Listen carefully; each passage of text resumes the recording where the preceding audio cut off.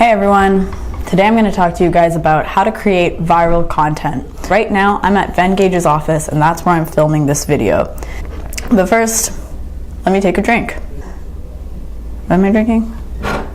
Vodka, straight out of the bottle.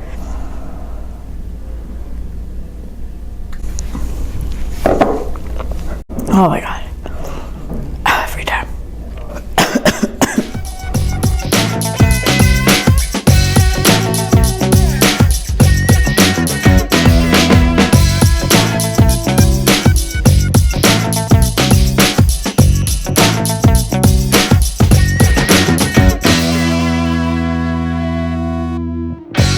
Today I'm going to talk to you guys about viral content. And I want to talk to you guys about how to create viral content for your blogs or for whatever content you're creating. Now you might be wondering, how does someone like me know anything about creating viral content? I haven't gone viral. Joke's on you, I kind of have. Anyway, there's like lots of examples that I can share with you, but I don't remember them right now. So I'm just going to tell you some of the things about viral content. Before I can tell you how to create viral content, it makes sense to actually understand what viral content is.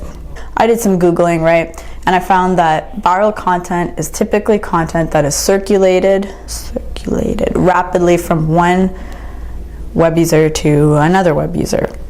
So really all that means is that one person is sharing something and then somebody else sees it and then they share it, but they're doing it really fast.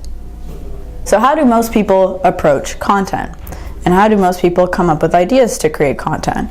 If you watch my other video on coming up with content ideas, you'll have a better understanding of how I create content. What most people do is, they come up with like a list of ideas that they want to write about, then they toss it into a spreadsheet, and then they're like, cool, that's all the stuff that I need to write for Q1, Q2, Q4, whatever. They don't look at that sheet again and they don't think about it anymore. But really, this is only a good solution if you're trying to create lots of content and focus on quantity rather than actual quality of content. Make sense? So what can you do instead? How do you create content that sticks in your audience's mind and that actually makes them want to engage with what you're doing?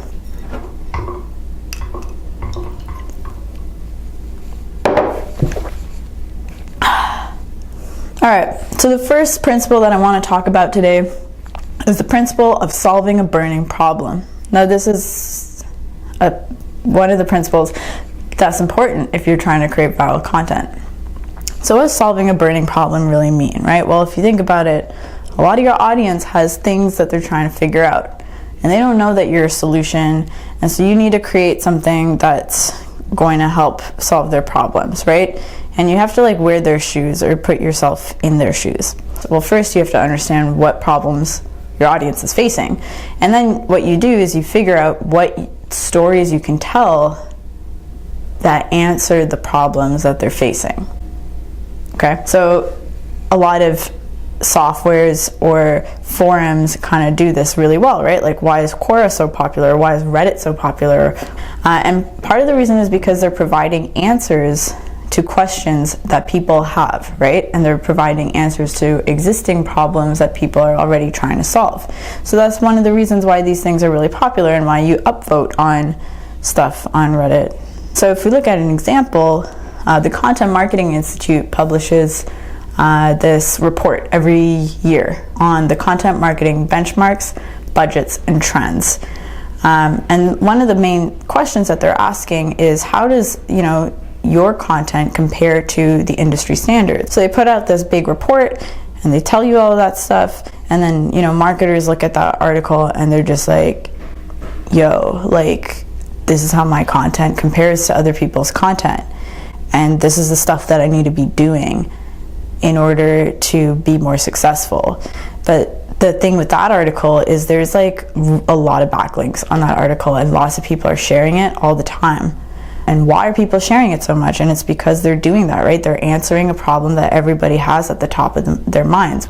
So yeah, you have to do that. You just have to create something that's really, really useful and informative to your audience, that will get a lot of backlinks.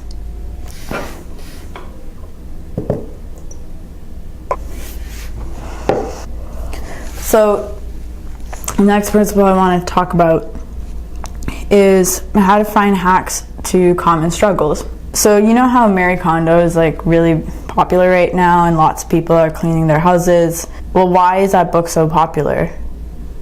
What makes it different from like other house cleaning books or other TV shows that we've seen all over the place, right? Part of the reason is because she's kind of framed this process of cleaning your house as like a hack, right? As with this magical solution rather than something you actually have to work hard towards doing. I actually have a house cleaner, so I don't need to clean my house, and I don't really do that. And really, it comes down to one thing that she says in the book, which is joy, right? If something doesn't make you happy, then you should get rid of it. Oh my God, I can't even see straight. That was a terrible idea. I can't even remember what I was talking about. Something about joy.